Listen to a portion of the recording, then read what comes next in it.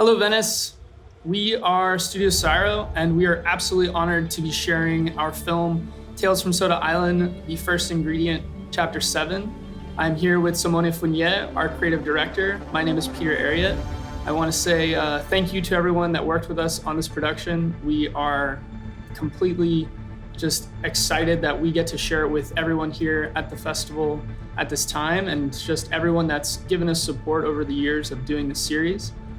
Congratulations to everyone, and congratulations to Simone for his amazing vision on the series. Tell us more about it and yourself. Yes. Hi, everyone. My name is Simone Fougnier. I'm a 37 years old artist from Italy. In the past 20 years, I worked in the music industry as an illustrator. And in 2015, I discovered Quill. I discovered VR animation, and that led to the foundation, the creation of our studio, Studio Syro. And with Studio Syro, we created Tales from Soda Island, which is an animated series made in VR, for VR, about this crazy musical island filled with life and creature and strange events and occurrences and ritual and magic. And we are extremely humbled to present here in Venice our last conclusive episode. It's been an incredible opportunity, and we're extremely proud to be able to show our work to such a large audience. It's a great opportunity, so thanks a lot. Thanks everyone, and thanks to my coworker from Studio Syro and everyone that sees the series and everyone that will see it in the future.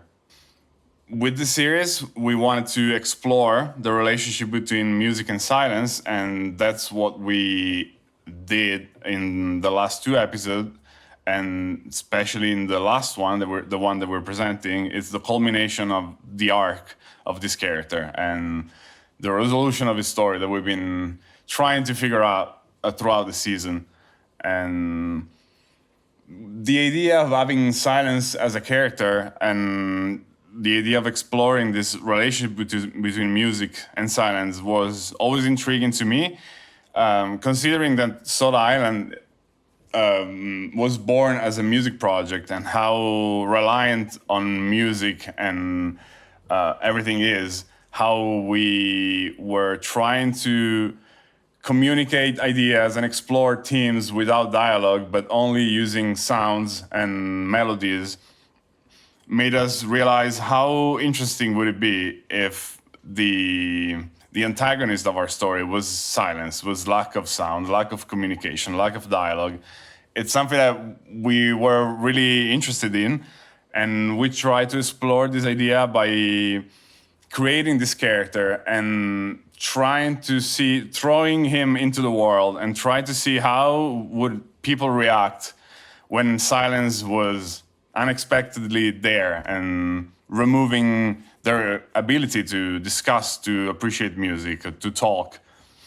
That's what intrigued us, and I think it's something that it's very personal to each one of us, our relationship with silence. It might sound cheesy, but silence is part of our life, part of our everyday life, and we take it for granted, and we really miss it when it's not there, when we are surrounded in very noisy situation, or we have intrusive thought.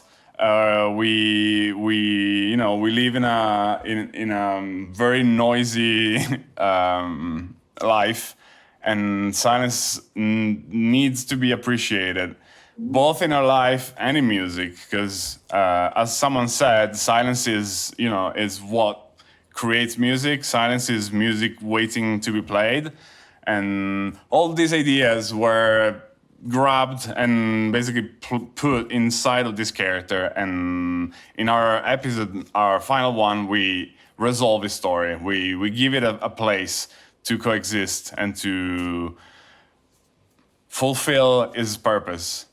Can you tell us more about your how you approach this as a director in telling the story of the inhabitants and the situation they come in with silence. Yes. So this last episode began with a very compromised island. We left in the previous episode, episode 6, our character finding themselves in a world that is unrecognizable. There is no more sound, there is no more silence. Therefore, everything is noisy and things aren't functioning properly. People, creature can't communicate. Everything is a mess, basically. And there is a quest to go and find silence and giving him the attention and the respect that he deserves.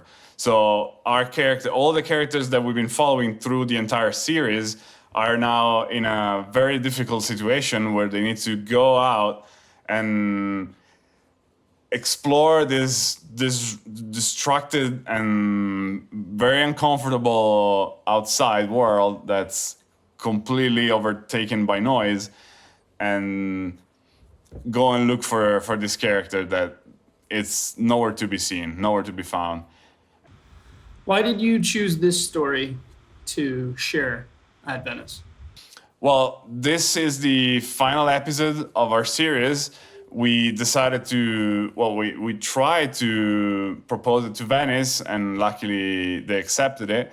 We are extremely proud of our final episode because it's, not only is the culmination of the story, but also because it's a culmination of all the things that we learned, all the techniques, all the character, all the ideas that we had for this season were converging into this final episode, which, it brings all the storyline together and try to wrap the season in a nice bow. Thank you, Simone. Thank you for sharing, your vision for it, and just generally for, working on this production, putting this all together. It's been a great journey to build the entire series. Thank you to the entire production team that helped support us through this entire journey and everything that everyone put into, the musicians, the artists, the animators, and thank you to Goro Fujita and Ryan Genji Thomas for everything that they did to support us as well through this, as everything that Meta could do. We are absolutely honored once again to be presenting to this at the Venice Film Festival. We all hope that you enjoy what you see. Thank you.